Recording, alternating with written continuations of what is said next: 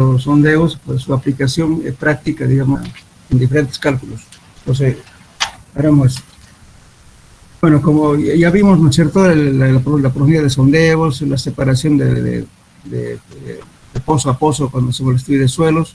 Ahora vamos a ver algunas fórmulas aplicadas justamente para utilizar los números de golpes que se realiza con SPT. Bien. En primer lugar podemos ver este cuadro. Cuando habla de consistencia está hablando de suelos finos, o sea, de arcillas y limos, o mezclas. Y ahora el número de golpes, este número de golpes corregido con SPT. Y supongamos aquí dice, por ejemplo, ¿no es cierto?, cuando los golpes son menores a 2, entonces la resistencia a la compresión simple, Q sub U, está en kilos por centímetro cuadrado, es menor a 0,25. Este Q sub U es un valor de capacidad última, es decir, a este valor, para que sea admisible, tenemos que afectar por un coeficiente de seguridad de 2. Entonces, lógicamente, para que esto sea admisible, hay que dividir entre 2. Entonces, el asunto lógicamente, para que sea admisible hay que afectar entre los coeficientes de 2 o 3. Depende del criterio que maneje. Algunas fórmulas ya viene como admisible. Entonces, ¿qué es lo que ha hecho el autor aquí? Lógicamente ha hecho un ensayo de SPT y a la vez obtuvo una muestra inalterada para someter a compresión inconfinada y nos dio este valor. Compresión inconfinada es un ensayo que se hace de una probeta que tenga una altura 2 veces o 2 veces y medio el diámetro. Se somete a compresión simple, por eso dice inconfinada, hasta que se produce la rotura. Entonces, la carga dividido entre el área del espécimen, en este caso de la probeta, entonces nos da kilos por centímetro cuadrado. Entonces, eso es lo que se ha hecho acá. Entonces, los golpes se ha ido comparando con el ensayo de compresión inconfinada. Por ejemplo, cuando decimos consistencia media, esto es para arcillas, ¿no? Entonces, tenemos de 4 a 8, dice que la compresión simple, o sea, la Q sub U, nos da de 0,5 a 1. Pero esto, para que sea admisible, tenemos que afectar por un factor de seguridad. Por eso las diferentes tablas, ábacos que se indican si es para arena o para arcilla. No se puede usar indistintamente para cualquier caso. Es importante saber el tipo de material. Después tenemos también aquí un ábaco. Fíjense, aquí nos está diciendo el número de golpes para los 30 centímetros. O sea, cuando penetramos el CPT, hacemos 30 y 30, ¿verdad? Desechamos los 30 primeros y tomamos en cuenta los 30 últimos. Entonces aquí, lógicamente, también está basándose en raíces inclinadas, se refiere al porcentaje de compacidad relativa. También el porcentaje de compacidad relativa podemos determinar mediante un ábaco. Vamos a ver un poquito más allá. Entonces, supongamos que yo quiero determinar la presión vertical. ¿Cuál es la presión vertical? Es la presión que queremos saber, o sea, la tensión. Hola. ¿Qué me dice? ¿Alguien está hablando? Bueno, esta presión que ven aquí, la tensión admisible del suelo. Aquí el autor no dice si es admisible o es última. Hay una duda. No he podido encontrar de la presión vertical. Bueno, esto es una referencia, ¿no? Entonces, con el número de golpes, supongamos que tenemos 20 y que sea la complejidad relativa, un 60%. Entonces, 20, tengo 20 aquí y voy acá y el valor de la tensión admisible será aquí, aproximadamente 2.2 kilos por centímetro cuadrado. Entonces, a esto habría que afectar, porque se ve alto aquí, entonces habría que afectar por un factor de seguridad para que nos dé admisible. Y así para cada tipo de material. Pero fíjense, tenemos 10, 20, 30, hasta 80 golpes. Bien. Ahora tenemos otro ábaco aquí. También está en función de la compacidad relativa. Y nos da dos tipos de curvas. Esta curva 1 es para La relación para arenas de grano anguloso, o sea, no es para un grano redondeado, sino anguloso, o redondeado de mediano a grueso. La curva 2 es para relación de arenas finas y para arenas limosas, para ese tipo de suelos, cada una de las curvas. Entonces, ¿qué hacemos? Tenemos el número digamos, de golpes y vemos la curva con la cual estamos estudiando. Supongamos 40 golpes. Llego aquí y tengo este valor que me va a decir el ángulo de fricción interno del suelo. Entonces, justamente los ángulos de fricción interna no pasan de 45, por eso aquí en esta curva tenemos solamente hasta 44.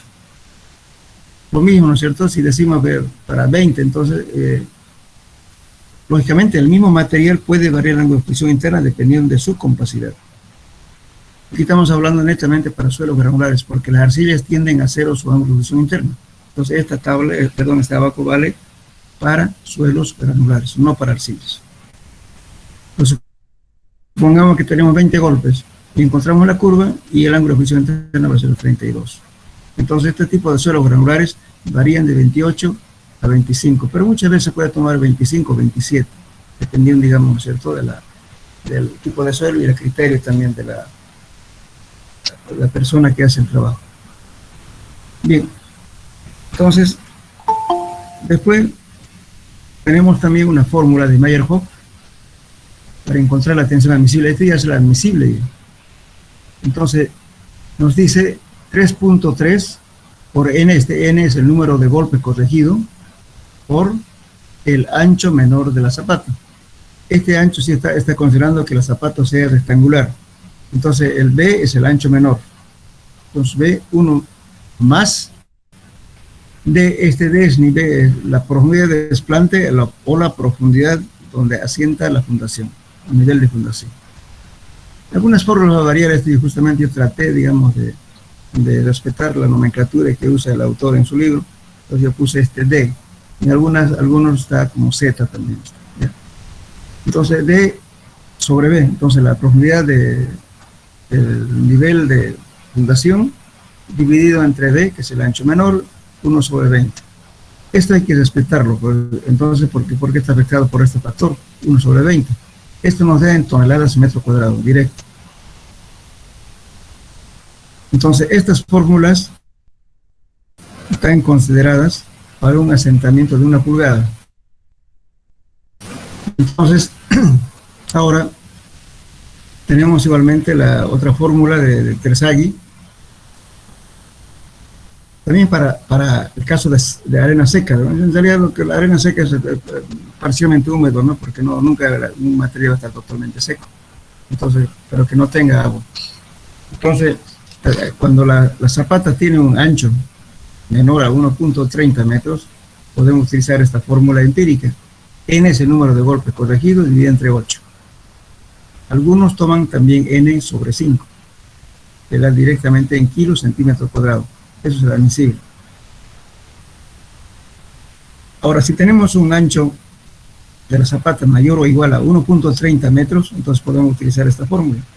N es el número de golpes, 1 más 1 sobre 1.33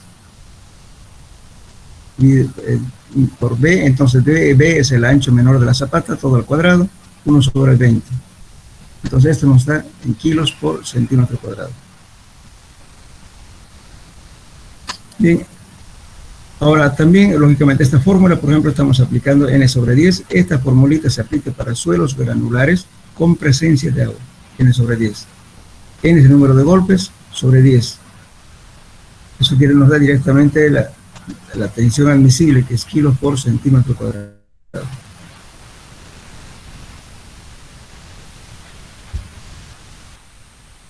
Aquí también hay una fórmula, dice, ¿no es cierto?, la tensión admisible en las arenas. Aquí, como dice este autor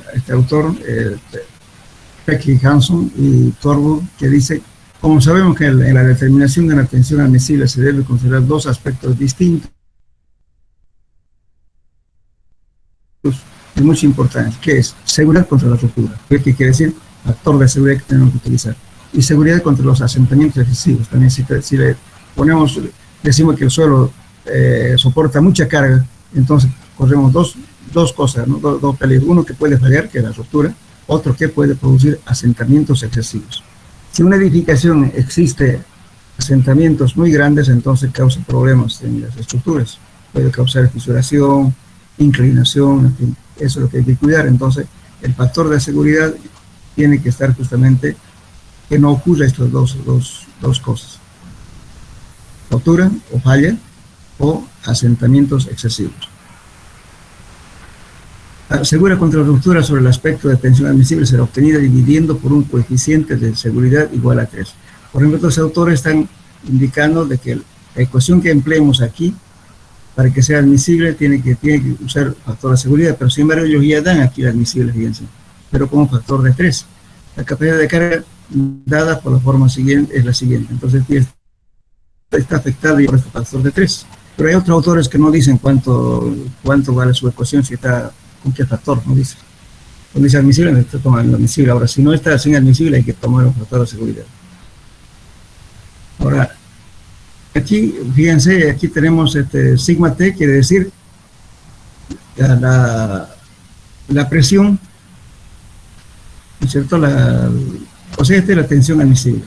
Esta es la presión de la carga, de la sobrecarga, podemos decir, menos el peso específico del suelo natural multiplicado por una altura, o sea, por la sobrecarga del mismo suelo. Ese es H. Perdón, este es profundidad de desplante, o sea, por eso le decía hace rato lo llamamos D, la profundidad de desplante. También hay Z, en este caso el autor está diciendo H. Este H es profundidad de la fundación. Esta misma ecuación lo podemos escribir de esta forma.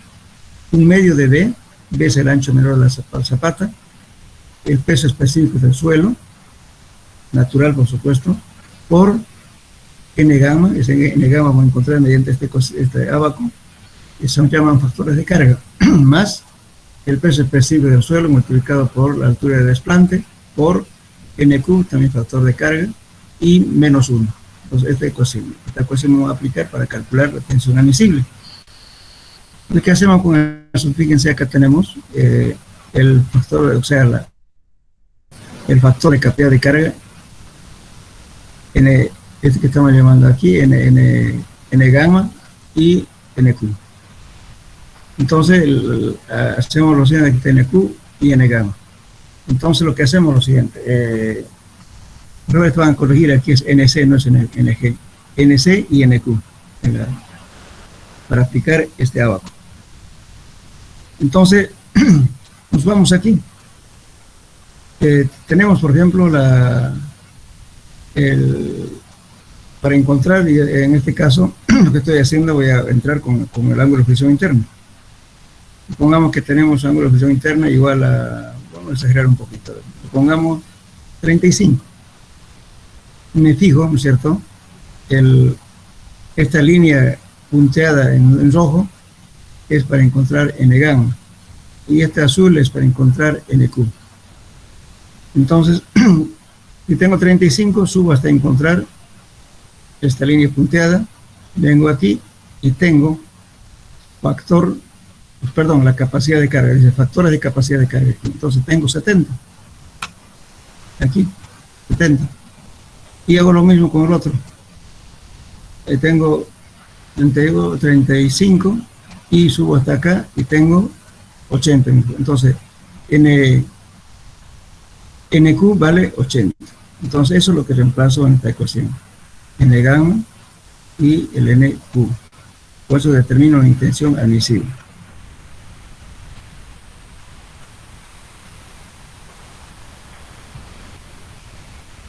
Entonces, para usar este abaco, ¿qué necesito conocer? El ángulo de fricción interno.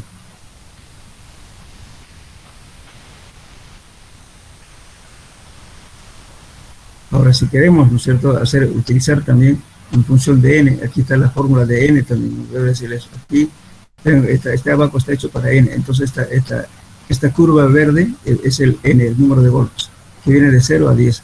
Supongamos que quiero determinar, ¿no es cierto?, la resistencia de penetración, me da, digamos, 20, entonces quiero encontrar, por ejemplo, el ángulo de fricción interno, vengo aquí, acá, y de ahí encuentro aquí y me dice 36. Entonces, esto es para encontrar el ángulo de fusión interna. Entonces, este abaco me permite encontrar, en función del número de golpes, el ángulo de fusión interna, y luego voy con ese mismo valor a encontrar N gamma y NQ.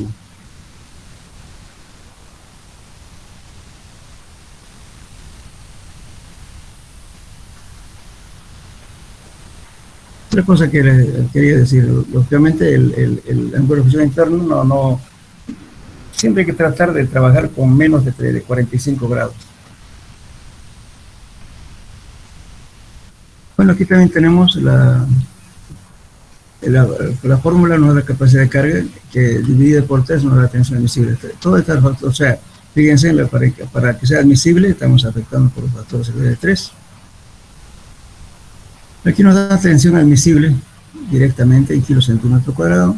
Entonces, este es el número de golpes y me da, por ejemplo, si queremos, por ejemplo, si yo ya predeterminé mi ancho de zapata, digo, por ejemplo, 1.5 metros, el ancho menor. Y tengo, supongamos, el número de golpes, que sé yo, 30, digamos. 15, vengo a encontrar 30 y me da aquí mi tensión admisible, que vale 2 kilos por centímetro cuadrado. Bien, ahora este abaco también me dice, bueno, para calcular la tensión admisible, o en su defecto, si yo tengo ya la tensión admisible, supongamos yo tengo 2 acá, y tengo mi número de golpes, que sé yo, 20 golpes, digamos, acá, y vengo aquí, encuentro la profundidad del desplante, o sea, profundidad del nivel de la fundación. También, o depende, si yo quiero fundar, por ejemplo, ya tengo predeterminado la profundidad de la zapata, entonces diré, bueno, 1.5, ¿y cuánto me va a valer ahí ese suelo? Con el número de golpes que dé en ese nivel. Tengo la tensión admisible del suelo.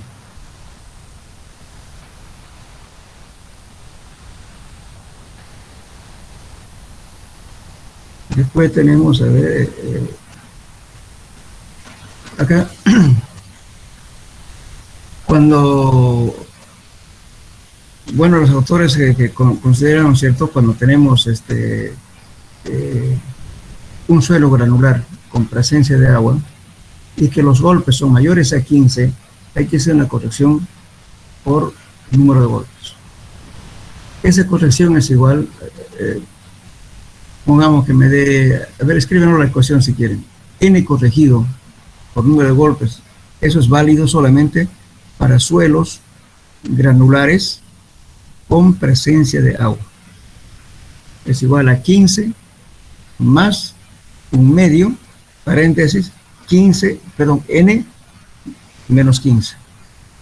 Creo que está escrito por ahí una ecuación, repito.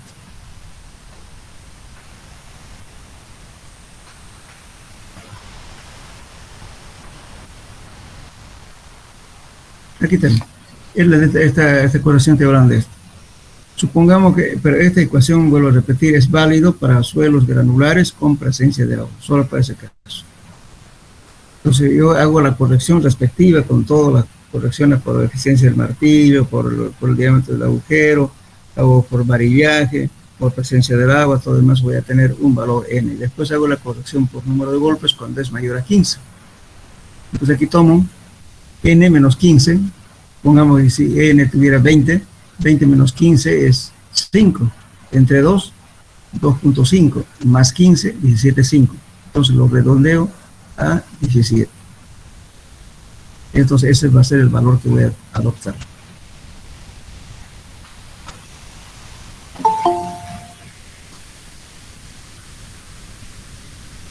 Bien, entonces ahora tenemos también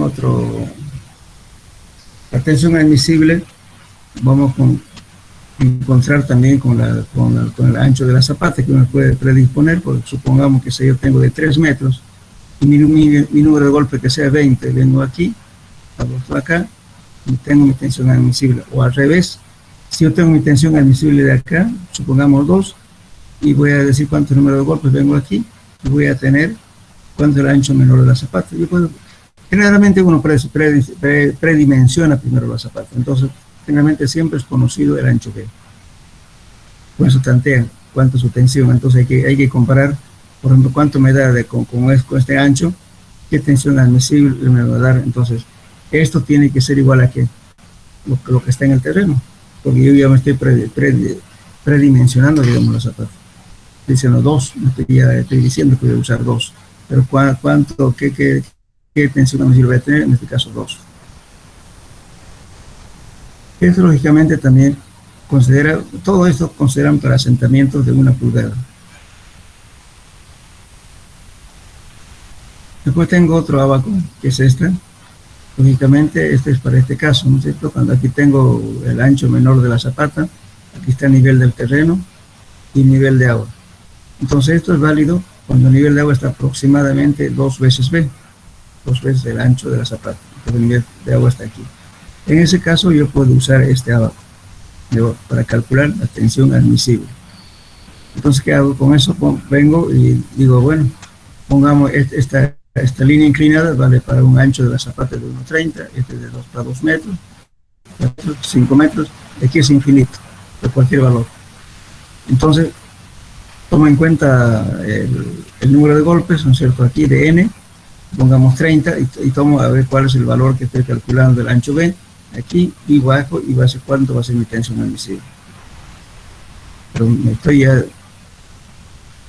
digamos, predimensionando justamente el ancho de la zapata.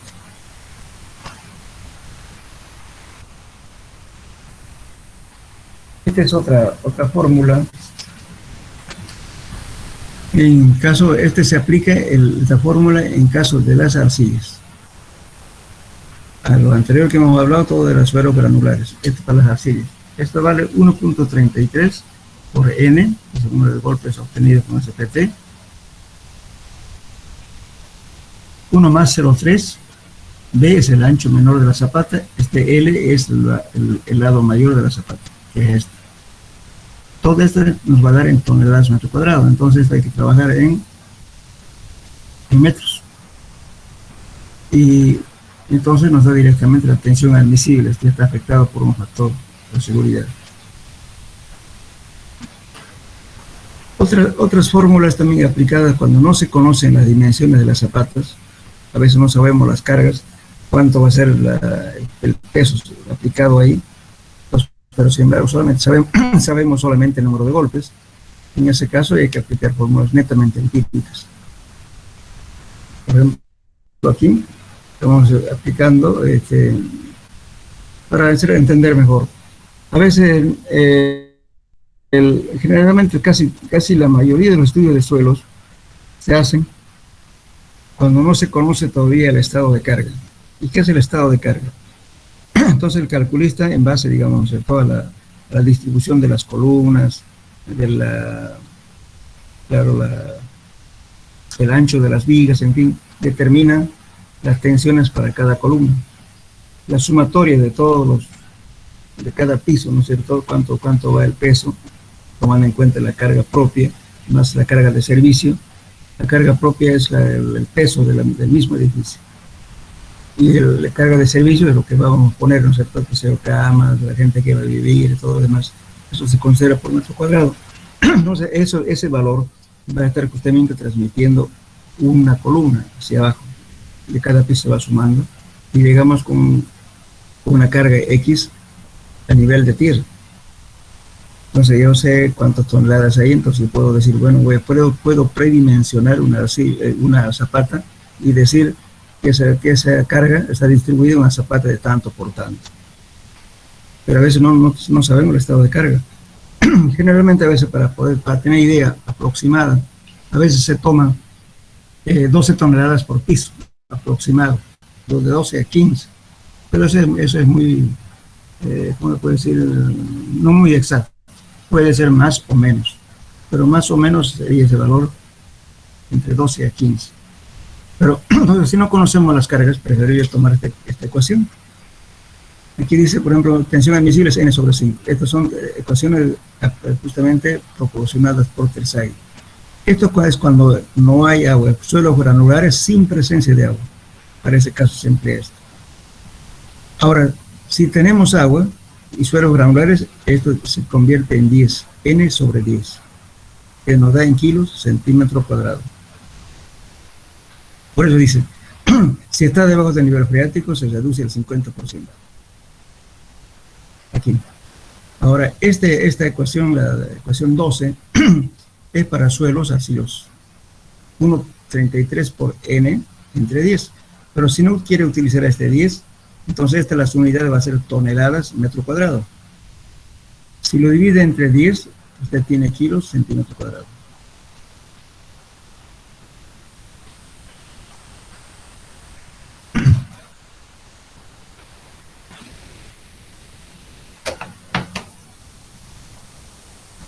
Ahora también tenemos algunas fórmulas proporcionadas por Bowles, pero esto para suelos con gravas y arenas, y considerando un asentamiento de 1 pulgada. Entonces aquí estamos fijando, fíjense, 0,60 por n corregido, este n es el número de golpes corregido, menos 3. Todo eso multiplicado por b más 0.305 entre 2 veces b al cuadrado. Entonces nos da directamente en kilos centímetro cuadrado. Entonces quiere decir que b tenemos que expresarlo en centímetros. Ya está aquí. Ahora, lo que muchas veces se pretende corregir también este ancho cuando esta relación de b sobre d nos da, digamos, mayor a 1 o igual a 1, entonces en la corrección se puede mayorar esta ecuación. Para mayorar tenemos que usar este valor es p 1 más z, que es la profundidad de desplante, dividido entre el ancho de la zapata. Este valor que nos dé máximo es hasta 2. No puedo agrandar este valor mayor aumentándole más de 2. Puede ser 1, 1.5, 1.6, hasta 1.99, hasta 2, pero no puede ser 2.1 ya. Solamente corrijo con un valor de 2. Por eso dice aquí menor o igual a 2. Después tenemos otra fórmula de Skepton para suelos puramente cohesivos. Esto para arcillas. Entonces nos dice C por NC. Entonces este valor C vamos a encontrarlo justamente por una... Eso lo voy a indicar. C es la cohesión del suelo. NC es lo que encontramos mediante esta tabla de acá. Más peso específico del suelo natural por la profundidad de desplante o por la profundidad del nivel de la fundación. Viene a ser este Z. Entonces, primeramente nos fijamos si es zapata circular o cuadrada, que es la misma, son los mismos valores para ese caso, y también para zapata continua o rectangular. La zapata continua se considera generalmente cuando el ancho de la zapata, perdón, cuando el largo de la zapata es mayor o igual a 5 ancho. Se puede considerar como zapata continua. Pero esta ecuación, estos valores también es válido para zapatas rectangulares. Entonces, entramos con este valor. Tengo Z sobre B. Z es la profundidad del nivel de fundación, dividido entre B, que es el ancho menor de la fundación, dividido, y luego encontramos un valor. Supongamos que yo he encontrado 0,60. Entonces, 0,60, si tengo una zapata cuadrada, va a ser 7.10 el valor de NC. Y si hubiera zapata rectangular, va a ser 5.9. Entonces, con esto entramos, ¿no es cierto?, a la ecuación y calculamos y nos da directamente la tensión admisible.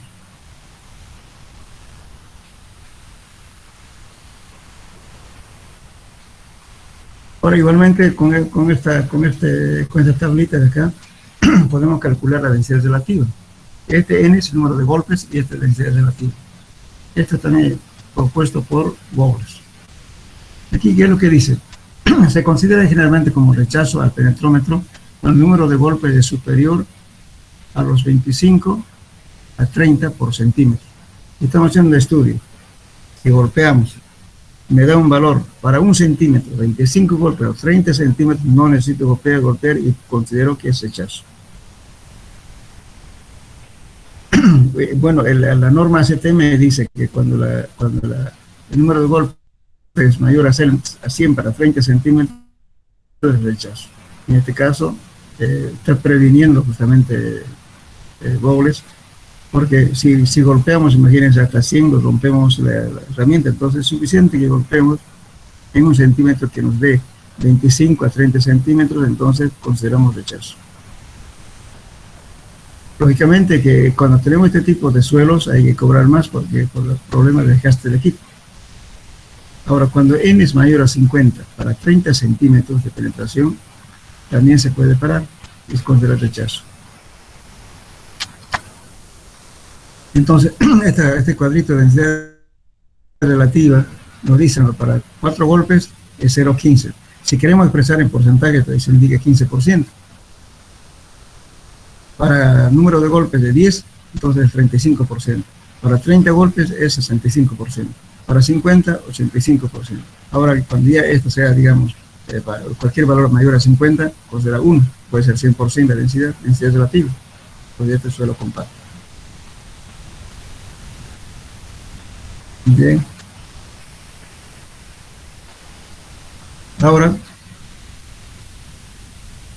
también esto propone Gobles. Cuando las cargas vayan a ser cimentadas, o sea fundadas, ¿no?, mediante una losa, ya no es zapata, aquí es losa, desplantada que es asentada, apoyada sobre un lecho de arena, la capacidad de la carga admisible puede determinarse por la siguiente expresión. N es el número de golpes corregidos del SPT, menos 3 sobre 5. Ahora, si tenemos gravas con arenas, si también son losas, entonces utilizamos esta ecuación. N corregido sobre 4 por un factor de corrección que es este 0,33 de S sobre B. Y tenemos aquí un delta, fíjense. Este delta está multiplicando es el asentamiento considerado. El asentamiento directamente es 1 pulgada, pero como estamos trabajando con pulgadas, aquí directamente este es 1. Eso nos va a dar en kilos centímetro cuadrado, equivalente a toneladas por pulgada cuadrada. Entonces, este FP, este factor de corrección, primeramente se hace Z sobre B. Si eso es 1 mayor a 1, entonces se hace esta corrección, igual que en el caso anterior. Si en caso no es menor a 1, entonces no se corrige. Si es mayor a 1, entonces hay que hacer corrección. Pero máximo también esto a 2. Entonces, una vez que tengamos este valor, y lo multiplicamos con el factor que nos dé aquí. Supongamos que aquí nos diera Z sobre B, nos dé 1.5, digamos, por 1.33 más 1, pero no debe pasarse más de 2. Se multiplica por ese valor que nos da este coseno.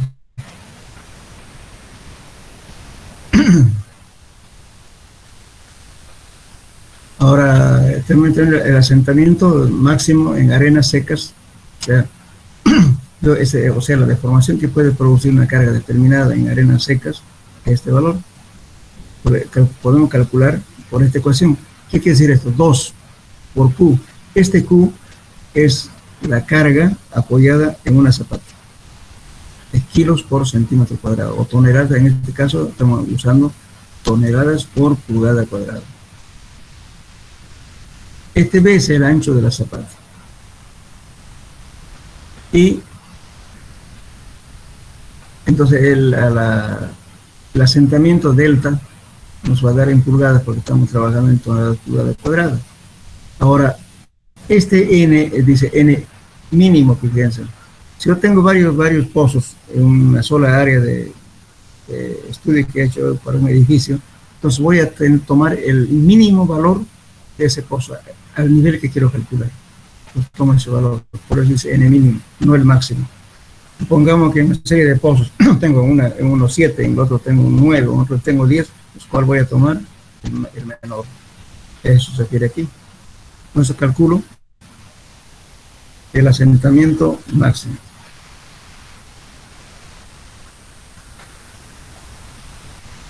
Puedo calcular también la profundidad de desplante, estoy llamando D, o nivel de fundación, mediante esta ecuación. 0.83, 0.017 por el índice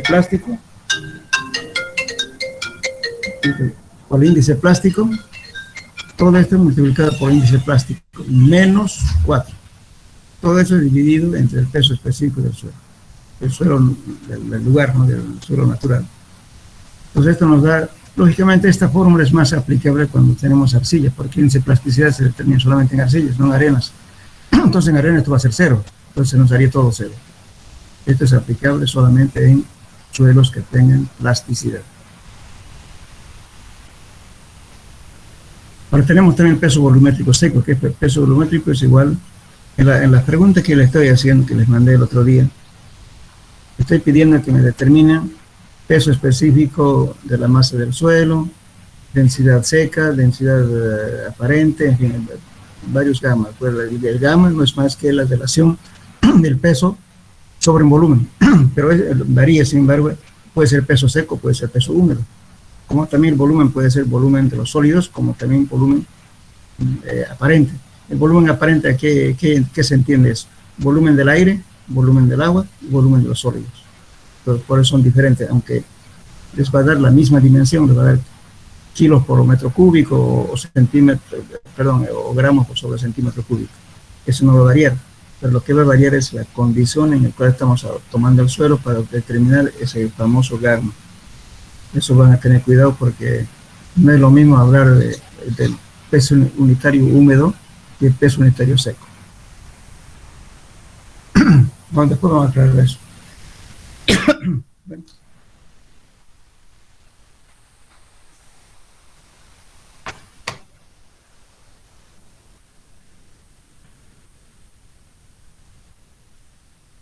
Ahora tenemos también, aquí podemos calcular el peso volumétrico seco. Eso es igual que hablar densidad seca, que es igual a la relación peso seco sobre un volumen aparente. El volumen aparente es volumen de la masa, más el volumen de los sólidos, volumen del aire y volumen del agua. Eso es volumen aparente. Ese valor se determina mediante una curva de compactación. Pero sin embargo, si no hacemos una curva de compactación, entonces podemos determinar mediante esta ecuación. Pero lógicamente hay que determinar el límite de contracción. Entonces, el 94 más 0,15 por límite de contracción, multiplicado por 16.0184, eso nos da directamente en kilos por metro cúbico. Son fórmulas empíricas que a veces se nos saca de apuro. Bien, lógicamente estos mismos valores que estamos hablando aquí, podemos determinar mediante ensayos reales en laboratorio. Bueno, ya les decía como hace rato, ¿no es cierto?, que cuando los golpes son mayores a 15 y tenemos un suelo granular con presencia de agua, hacemos corrección de N. De N, o sea, N corregido va a ser 15 más un medio de N obtenido en el campo, menos 15. Si tuviéramos 30 aquí, 30 menos 15, 15, entre 2, 7.5 más 15, 22.5. Entonces, ¿de dónde va? 22. Entonces, ¿qué he hecho? Reduje el N que estaba muy alto.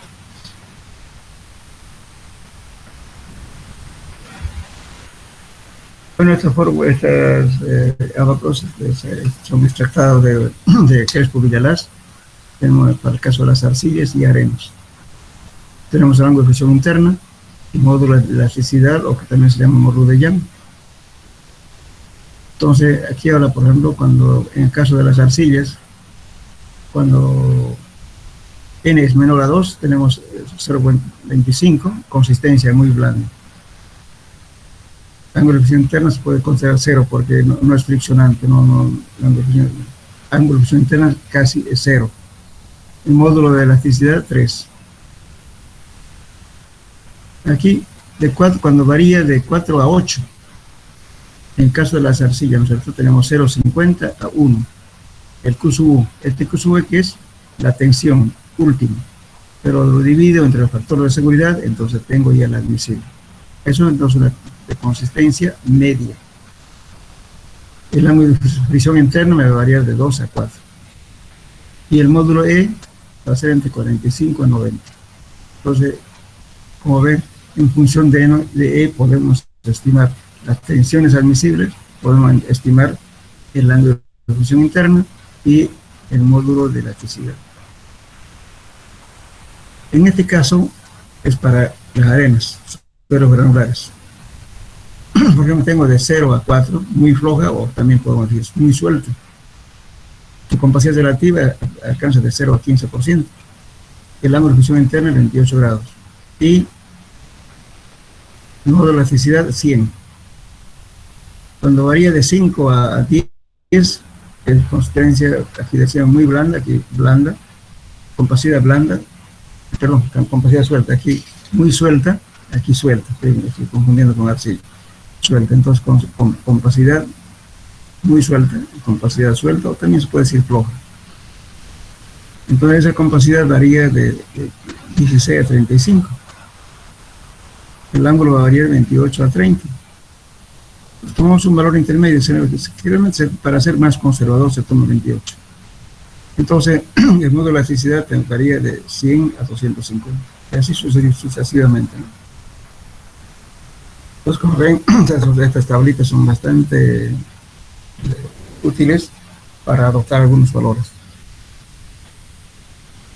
Bueno, también podemos decir que en un suelo no son pues los datos totalmente exactos, porque estamos usando fórmulas empíricas, el modo de trabajo inclusive de las personas varía de persona a persona, entonces siempre va a haber una pequeña diferencia.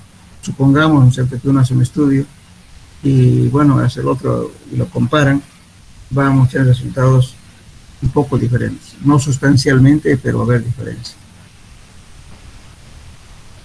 Bueno, aquí tenemos igualmente para otra fórmula para encontrar también el ángulo de fusión interna, un ábaco, perdón. Tengo un n corregido y encuentro esta curva y tengo este valor. Esto también es solo para suelos granulares, ¿no es cierto? Supongamos que el número de golpes me dé 30. Vengo aquí y tengo 36. A mí más me gusta este criterio porque es un poquito más real. Por ejemplo, digamos, si yo tengo 20 golpes, me va a dar acá 33. Entonces me puedo quedar entre 30 o 32 o 33 el ángulo de fusión interna. No subir mucho. Aquí, por ejemplo, está dando 42, 44, 46. Generalmente los valores del ángulo de fusión interna no son más de 45. Por último tenemos la corrección. Ustedes seguramente cuando hagan su tarea de la corrección del número de golpes en los ensayos de SPT van a determinar justamente la corrección por presencia de agua.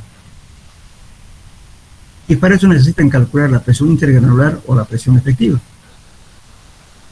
Un poco más adelante vamos a aprender a calcular la presión efectiva y la presión intergranular. Entonces, ustedes calculan, esta corrección se hace solamente para suelos granulares, no para arcillas. Entonces encuentro la presión intergranular. La presión intergranular va a ser igual a la presión total que está ejerciendo el suelo, menos la presión neutra. Esa es la presión efectiva, o también llamada presión intergranular. Entonces el peso, va a ser la presión del suelo, va a ser el peso específico del suelo multiplicado por una altura, menos la gama del agua, el peso específico del agua multiplicado por la altura. Esa es la diferencia de la presión efectiva. Entonces van a ir calculando eso a cada profundidad y van a encontrar un factor de corrección FC. El número corregido al número de campo que estaba, ¿no es cierto?, lo multiplican por este valor, eso es el factor de corrección. Una forma. La otra es la siguiente. Pueden utilizar, si quieren, estas relaciones mediante factores. Por ejemplo, este factor de corrección del Liao-Whitman fue propuesto en el 1986. Es 9.78 por raíz cuadrada de 1 menos la presión efectiva. Perdón, dividido entre la presión efectiva. Septon, en el año 1986 también, dice 2, o sea, estoy hablando que este por FC es igual a 2 dividido entre 1 más 0.01 por la presión efectiva. Después viene Set et al también, lo mismo, 1 menos 1.25 por logaritmo, de sigma 0 viene a ser presión efectiva, sobre 95.6, y así, TEC lo mismo, ¿no?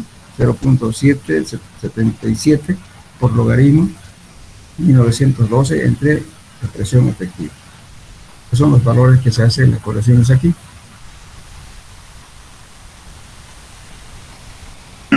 Bueno, también hay otras fórmulas empíricas para calcular la humedad óptima. Bueno, lógicamente esto se hace cuando se está compactando, se determina una curva de compactación, eso también vamos a ver al final del curso. Entonces, sin hacer la curva, podemos aproximar mediante esta ecuación. La humedad óptima dice que es igual al límite plástico. Lógicamente esto es más, o sea, es aplicable para suelos que tengan plasticidad, no para arenas. Por eso, en arena no hay límite plástico. Entonces, el límite plástico menos 1.5 es ya directamente la humedad óptima. Ahora, el índice plástico, lo mismo, calculan el límite líquido, multiplican por 0.75 menos 7.7 es el índice de plasticidad. Y eso lo van a hacer ustedes en el laboratorio. De un capítulo más y hacemos eso. El límite líquido es igual al límite plástico menos el límite, perdón, el índice plástico es el límite líquido menos el límite plástico. Pero entonces, sin embargo, también podemos calcular directamente con esta ecuación. Sabemos el límite líquido por 0.75 menos 7.7. Con fórmula empírica desde ya. Ahora, el módulo de elasticidad estática, ¿no es cierto? El módulo Young también se puede determinar por esta ecuación 8 por el valor de CBR. ¿Qué es CBR? CBR quiere decir capacidad de soporte California o Californian Bearing Relative. O sea, aquí igualmente en suelos 2 vamos a hacer este ensayo. En realidad es un ensayo de corte, ¿no? Que se aplica en un suelo totalmente saturado y luego se penetra un pistón con una cierta velocidad y determinamos el valor de CBR.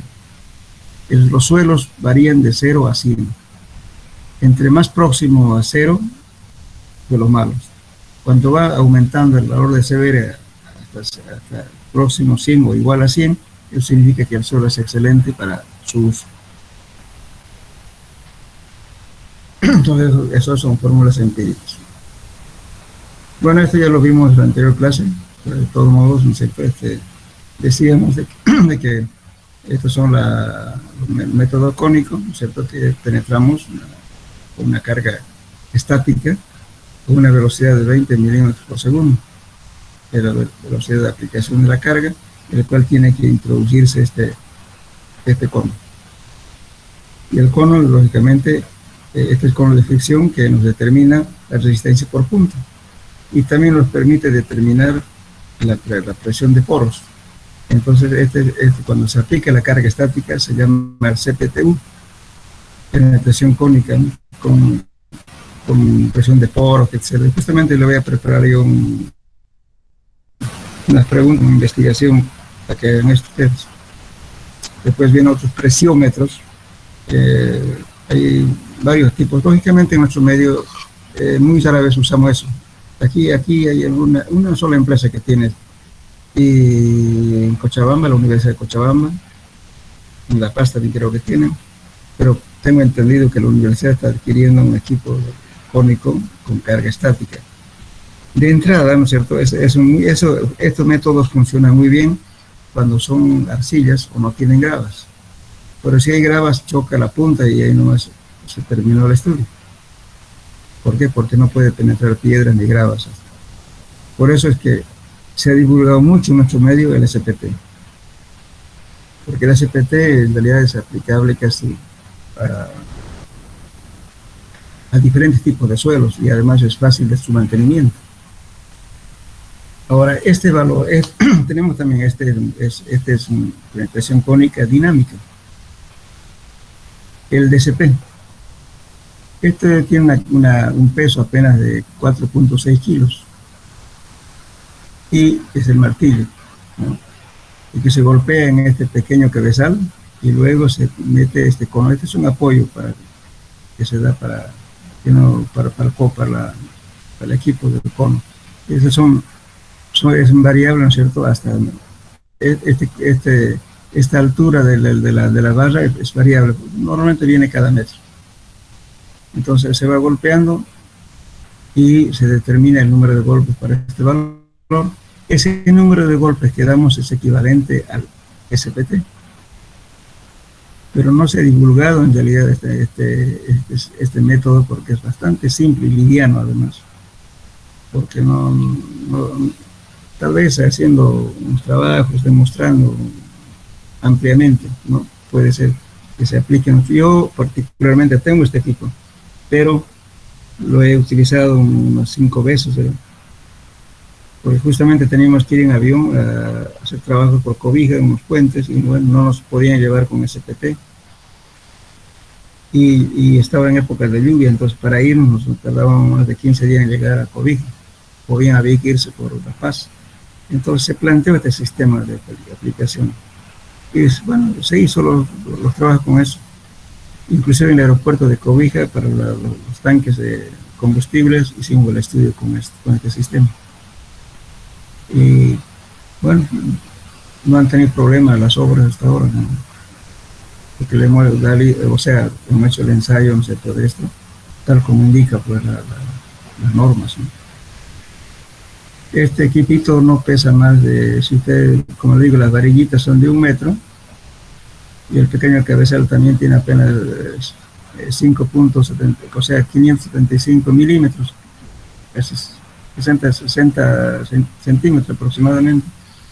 El cabezal igual es pequeñito, entonces tranquilamente entra en un maletero de un avión. También es para llevar también a la montaña, a veces se hace un trabajo que sea por las planchadas petroleras, por ejemplo, también utilizamos eso cerca de Brasil, porque no había acceso. Entonces tuve que usar este equipo. Bien.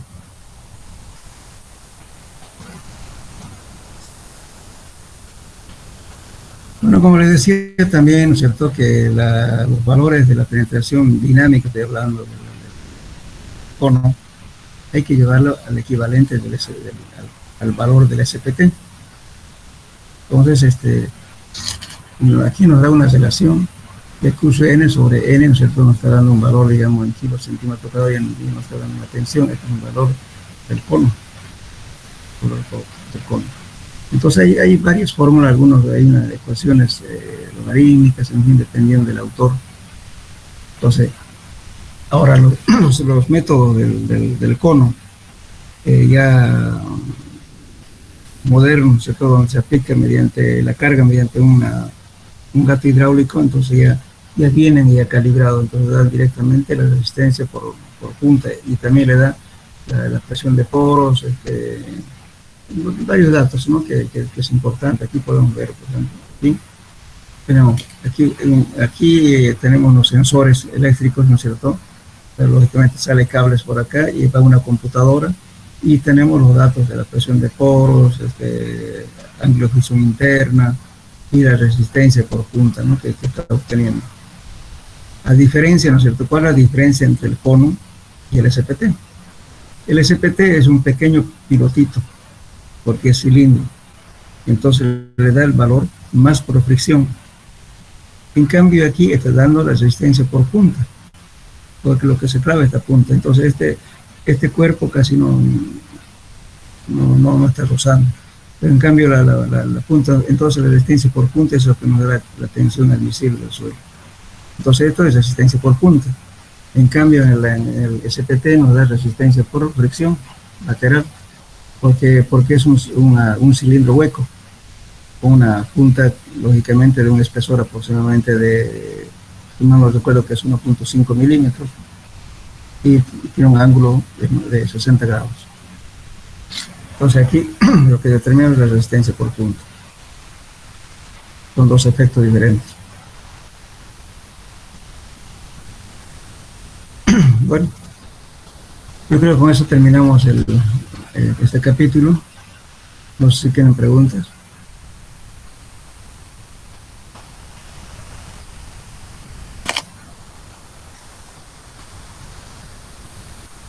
Hola, ¿hay preguntas?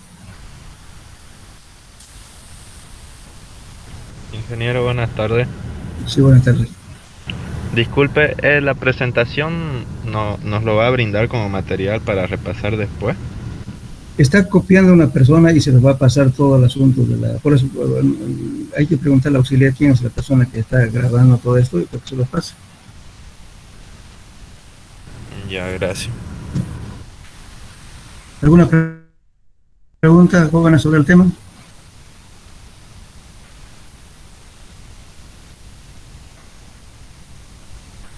Bueno, a ver, nos adelantaremos un poco entonces al otro grupo. Este es el tercer tema. Vamos a hablar por lo menos la introducción, tenemos tiempito. La clase es hasta las 6 perdón, hasta las 5:30, ¿no? Sí, ingeniero. Sí, hasta las 5:30. Entonces tenemos tiempo entonces. Bien. Aquí vamos a ver elementos constituyentes del suelo. Vamos a ver lo siguiente. Fíjense, en un suelo, en un corte de suelo, ¿qué tenemos? Agua, aire y sólido. Esos tres elementos. Agua, aire y sólido. Bueno, resulta que si tomamos en cuenta una partícula de arcilla, estas aguas se dividen en ¿qué? En agua, vamos a hablar con. Primeramente, nosotros tenemos el agua de la partícula de arcilla, tenemos el agua higroscópica que está internamente en la partícula. Y tenemos el otro que se llama agua absorbida o agua adherida. Esta agua adherida está en el entorno de la partícula.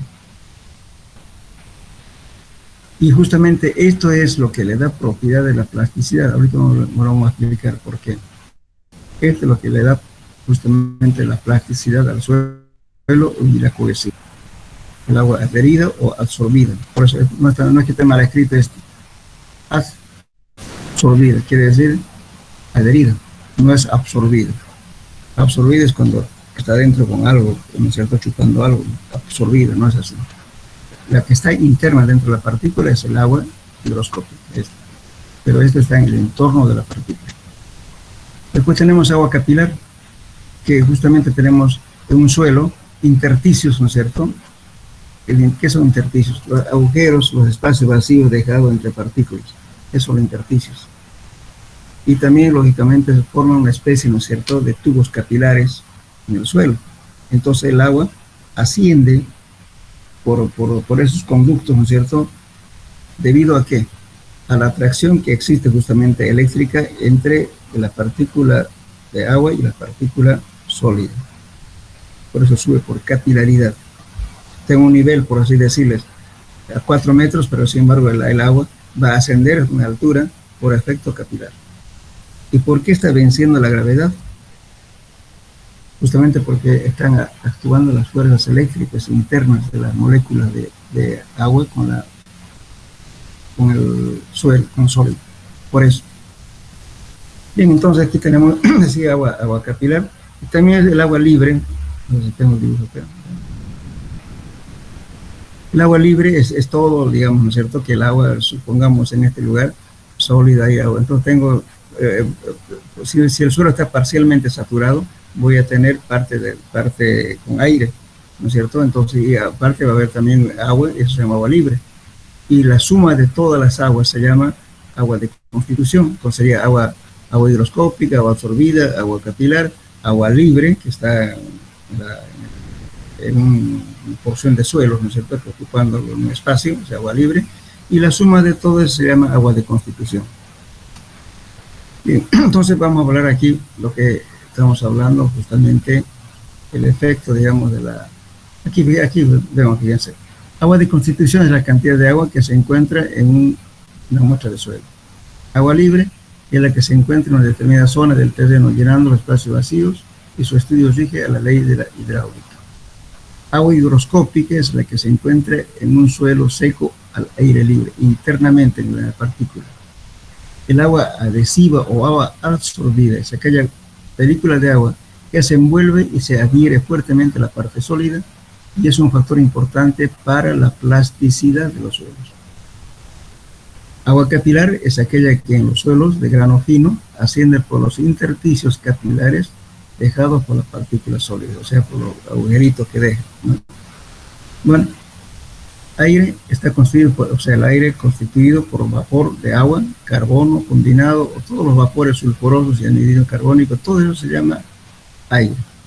No estamos especificando, digamos, si es que el carbono combinado con vapores sulfurosos, anhídrido, o sea, todo lo que es gas lo consideramos como aire. Bueno, las aguas libres higroscópicas son las que pueden totalmente ser totalmente evaporadas por el efecto del calor o la temperatura mayores a 100 grados centígrados. Bien, ahora vamos a hablar lo siguiente. ¿Por qué? Te voy a explicar, a ver, no sé si tengo un esquema aquí.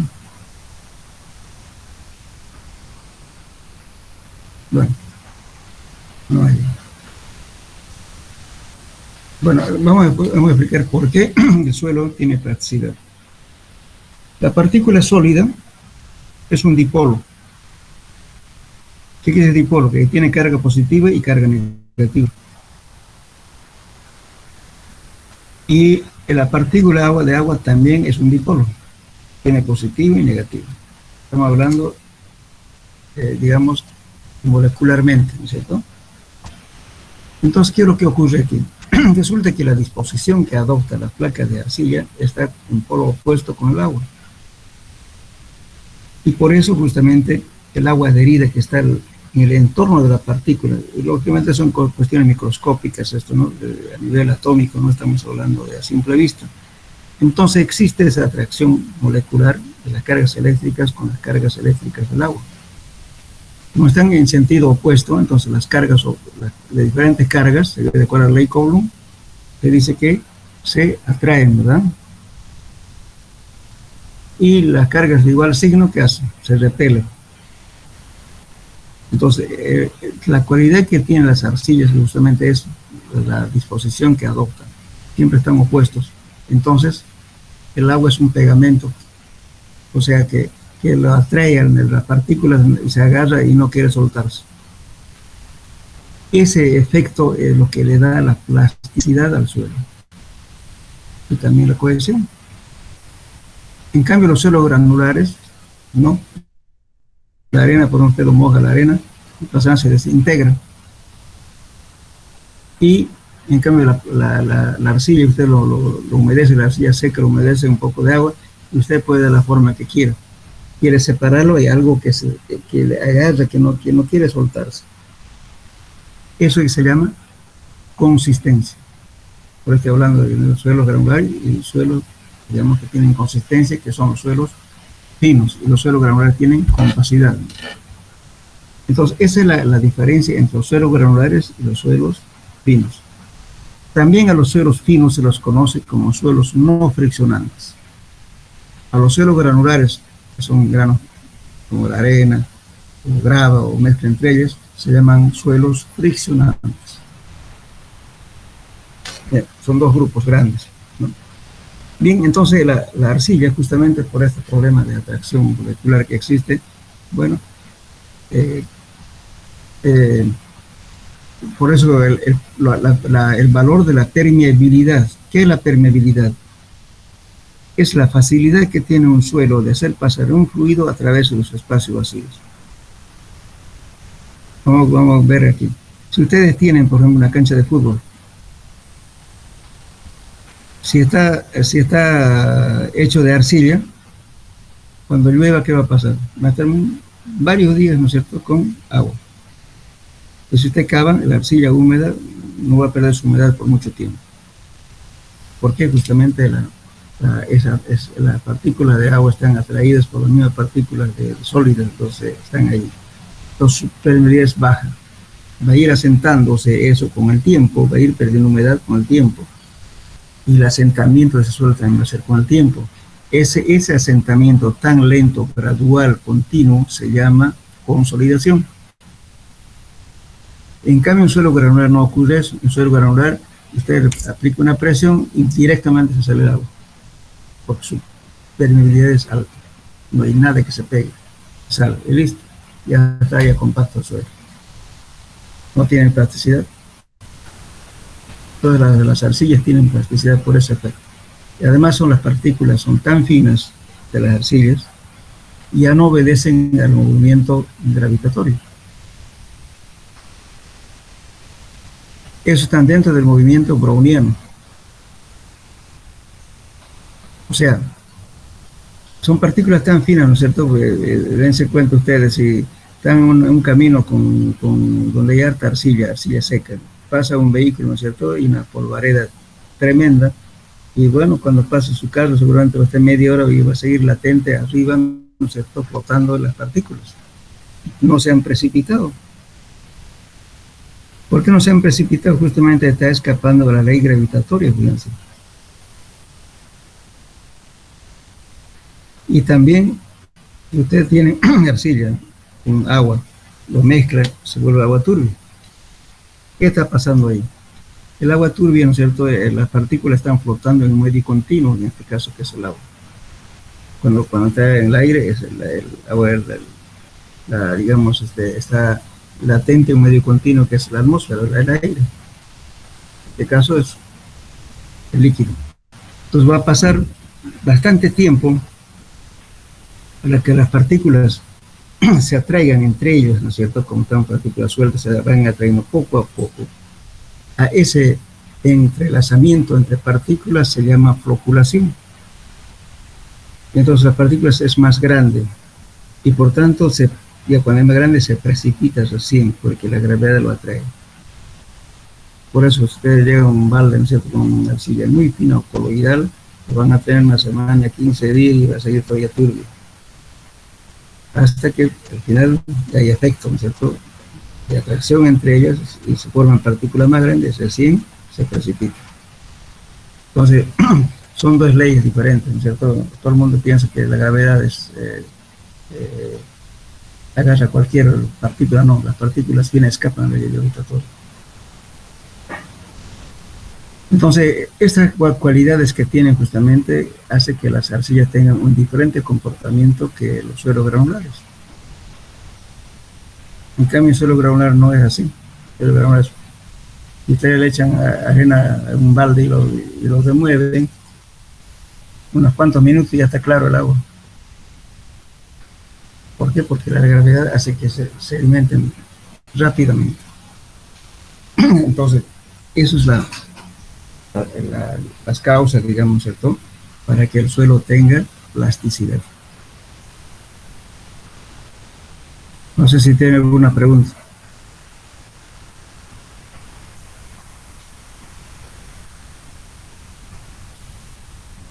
Bueno, entonces, en un suelo, ¿no es cierto?, tenemos, decía,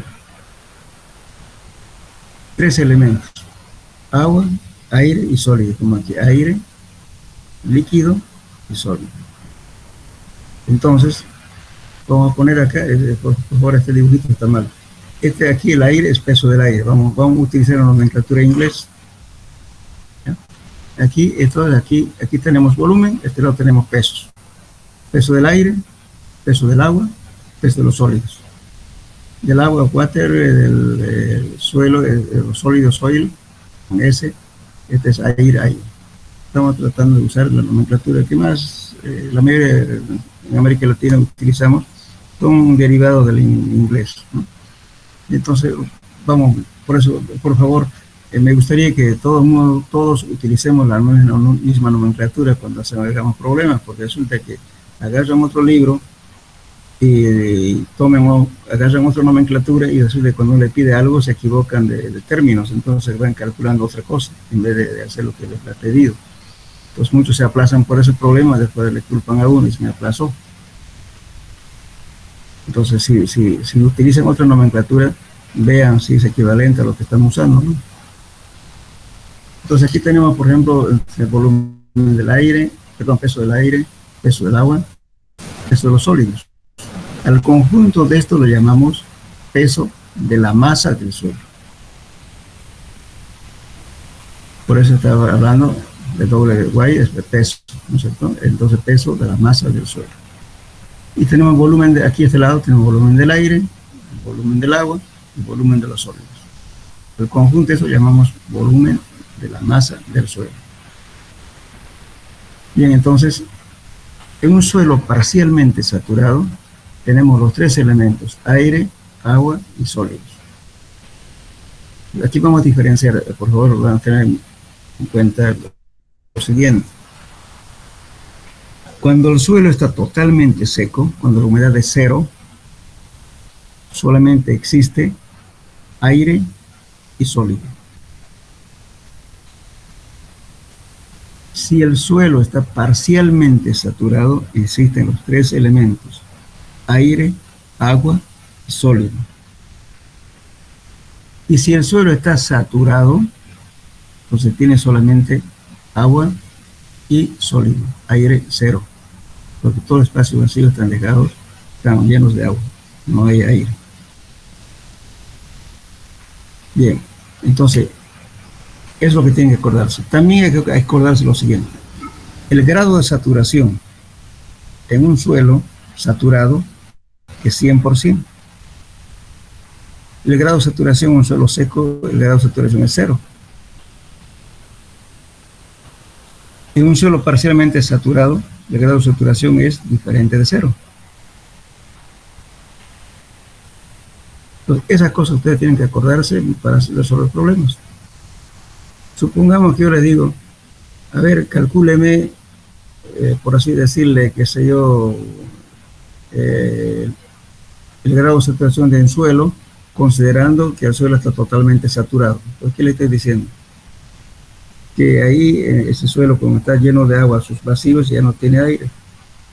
Entonces tiene solamente el volumen del agua y el volumen de los sólidos. Y justamente es cuando me plantea un problema, como no saben estos conceptos que estoy hablando, nos resuelven el problema, pues, porque al decir ya totalmente saturado, ya le estoy dando el grado de saturación 100%. Si le estoy diciendo de un suelo totalmente seco, entonces, ¿qué significa? De que el grado de saturación es 0 y su humedad también es 0. Pues como no entienden conceptos, entonces, bueno, después dicen, me faltó datos, ¿no? Por eso no pude resolver el problema. Lo que le faltó es simplemente concepto, no le faltó datos. Por eso vean esto bien, estudienlo bien, y a partir de aquí quiero que ustedes hagan todo su formulario. Ahora, si las clases van a ser semipresenciales, entonces los exámenes vamos a tomarlo en físico. Y por tanto tienen que ir con su formulario. Los problemas se los van a resolver en clases. No se admite prestarse formularios en clases. Y el que no llevó su formulario, chao. No soy del yo partidario de que hagan demostración de fórmulas en clases como otros genios hacen eso. No, ya está hecho la fórmula, ¿por qué estás pidiendo que la demostremos? Eso es matemática. Lo que me interesa es que aprendan a manejar las fórmulas de acuerdo al concepto que ustedes van adquiriendo. No, yo no exijo eso, que me demuestre, por ejemplo, la ecuación de Darcy, por ejemplo. Eso ya está hecho. Pero sí hay que saber cómo manejarlo.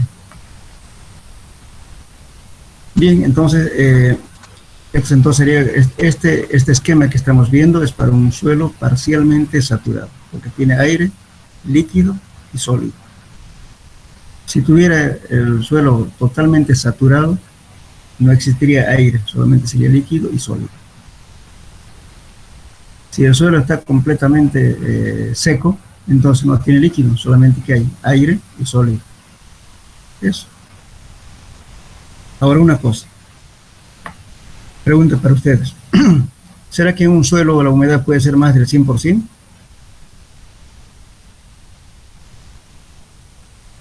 No. No. ¿Y a ver, alguien más? Yo también digo que no. Ya, los dos están equivocados.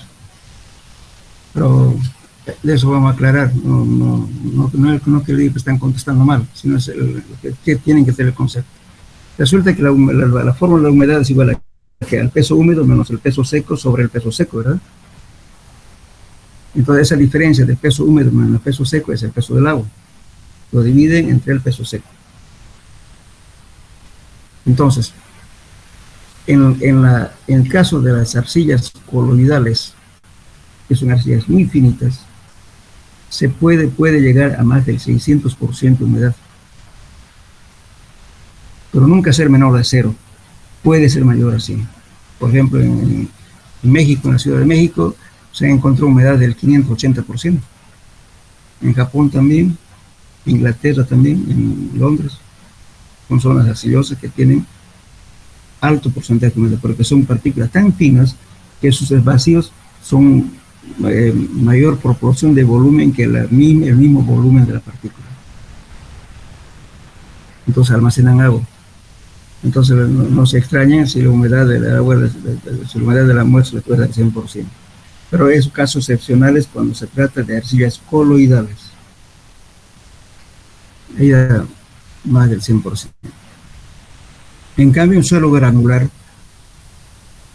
o la humedad, digamos, ¿no es cierto? Para que un suelo esté saturado, que sé yo, entre 18, 19 o 20% ya está el agua, perdón, el suelo totalmente saturado cuando es suelo granular.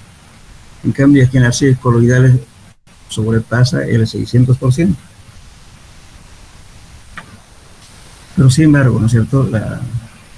Justamente en la Ciudad de México, por eso fue el motivo de que se ha prohibido la extracción del agua, porque en realidad está sobre una ceniza volcánica sentada en la ciudad, y antes se sacaba agua de ahí, como hacemos aquí. Entonces, bueno, se aceleraba justamente el asentamiento de los edificios, especialmente los edificios históricos.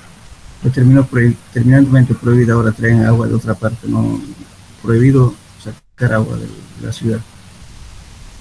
Por ese problema, porque acelera el asentamiento al extraer las muestras. Y justamente aquí también hay que tener cuidado. Pues resulta que cuando se hacen edificaciones grandes, hay otros hotelcitos chicos por ahí, hacen su propio pozo para sacar el agua para su consumo y para lavar baños, qué sé yo. Y eso puede afectar también a la zona aledaña.